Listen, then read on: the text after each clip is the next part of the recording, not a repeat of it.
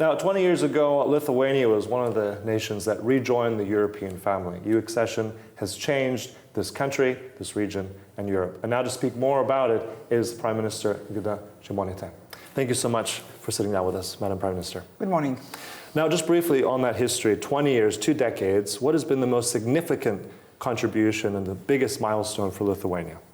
Well, I think, it's not just the 20 years when we are within European Union and NATO. Of course, that was also the period before it, because we had to implement so many reforms, we had to change, and we had to do it in a very short time frame, given that we've started from somewhat weaker positions than our neighbors, due to political reasons, maybe internally in the beginning of 90s, and then we had to double the speed, and it was done. It was successful, and the work that has been performed was enormous. I was part of that as an expert at that time. So for me, to see the results of what we've achieved and how this membership in the EU transformed the country and the region is something, of a miracle. Mm-hmm. Okay, a miracle, but I think, as you said, a huge contribution for, I think, the whole of Europe. Handmade miracle. Yeah, that's right, and it continues. But also, that's why I'm curious, if you look at the futures or look a lot at the past, achievements, well, but what is the greatest, say, milestone mark you'd like to see for Lithuania and the EU in the next 20 years? Well, I think now the EU is not just about, economic prosperity. We have a saying, our first president of the country, Vytautas Landsbergis, once said that NATO is about life and European Union is about better life. Okay. So, of course, now EU is not only about better life, about economic relations, about the ability to travel, to live where you want to, for flows of capital, people, and businesses and services. It's also about the security, and we see how important to be a part of something big, where you have the same view on democracy, on values, on what can be done, what absolutely cannot be done, because we see that in Ukraine each and every day, a country that missed a chance in the past to choose the right direction, that was maybe doubting whether they could sort of sit on both chairs. Maybe they can prosper on, being a bridge between East and West, something that was also part of the debate here 25, 30 years ago, in the beginning of restoration of independence. It's not valid anymore. So we see how important to be a part of big family with good friends. Right, good friends, but also dangerous neighbors. You mentioned Ukraine as well. I think your country has led the charge in that way. The first country, I believe, through Mr. Kubilius is also in the European Parliament saying Russia is a terrorist state. That's something that's come out. It's very close, I think, to many people here. Yeah. Is that voice now listened to more in Europe? Are capitals in Brussels, Paris, are they listening more now to this voice here in the region? Well, we are in the region at some point of time were perceived to be what would be the right word? Maybe exaggerating, although sometimes the words were much more ruder than that. People were thinking maybe it's about our historic past, so we cannot let it go, and we still think about who sort of made harm to us in 50 or 100 years ago. For us, for Poland, for other countries in the region. So that's why we are so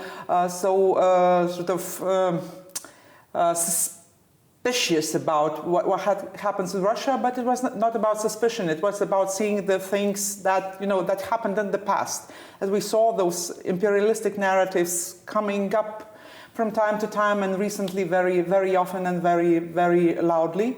And of course, it took this full-scale invasion for people to wake up. Sakartvelo was not enough in 2008. Crimea was not enough in 2014. And it took this full-scale invasion for people to say, oh yes, okay, you must have been right all along the way. So it is important that sort of you've been appreciated, but we are not happy about it. Yeah. Because we would be happy if we were wrong, but we were not wrong, unfortunately. So now the major question is, what can we do next? It's not like who was right and who was wrong. It's what to do.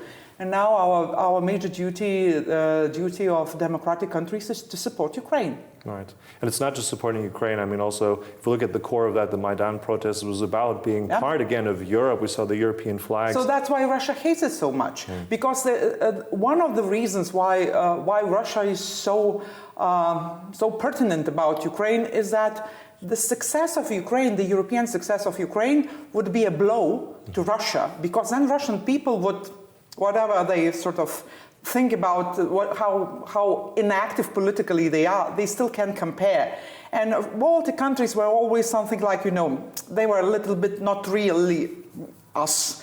But Ukraine, the success of Ukraine, European success of Ukraine would be a blow to Putin. And that's why he absolutely wants to preclude it, to preclude Ukrainian people to become a normal European citizens in the family of European countries. There's also, I think, a recent development, a concerning one as well for Europe in Georgia as well, what we're seeing there on the streets. Absolutely. I mean, that is also a process for Europe. That's important. How is that to you? Absolutely, because we were among the countries who were supportive to Eastern Partnership before it was cool. I mean, before all sorts of Crimea and anything, we were seeing 2005, 2006, we were seeing and saying to our colleagues further from the borderline that we absolutely need to expand the space of European values, because this is also a security issue for the countries in the region.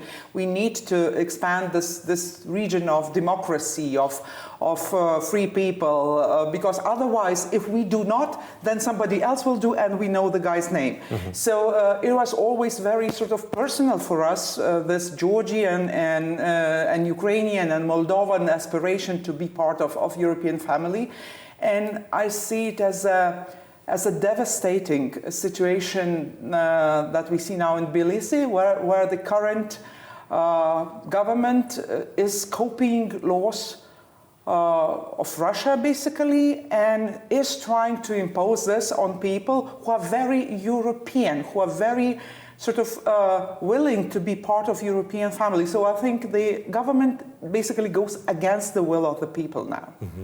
Also, let's look at the history in the positive context as well. Your own history day, May 3rd, Constitution Day for Poland, Lithuania. Yeah. I mean, that's hugely significant for the Constitution that preceded France by 6 months. What lessons are there from that day, not just for your country, but for Europe? Well, I think this is a very dear thing for our nations, given that we could claim it being some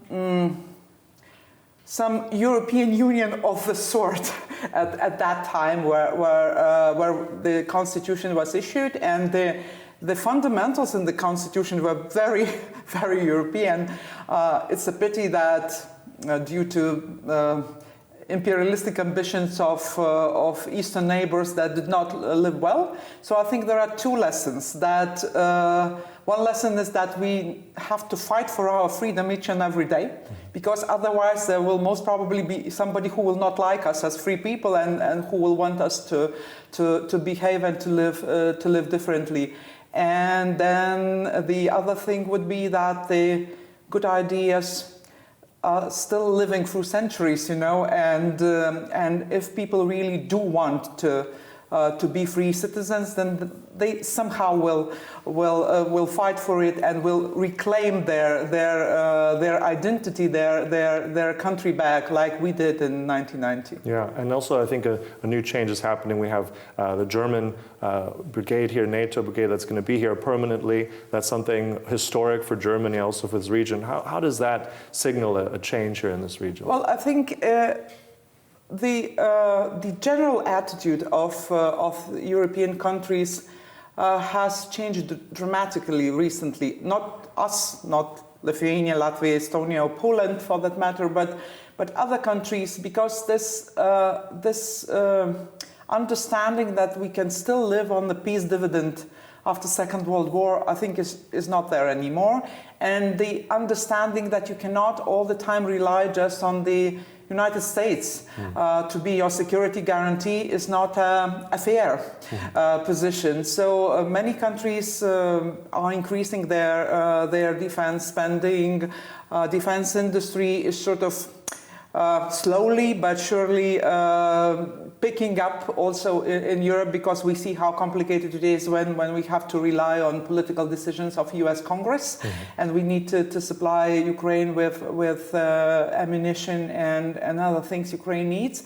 And also the understanding that the defense plan should be real, that they should be executable, that our only way is to have a very strong posture of deterrence, so that guy in Kremlin would not even think if he wants to test Article 5. This is the most significant thing. Yeah, and I think it's a testament to absolutely your resilience in this nation, for this region, doing so much for Europe and the world. And I thank you so much, Prime Minister, for all those insights today. Thank you. And thank you for watching. That's Sascha Fahrbach in Vilnius, Lithuania, the Prime Minister.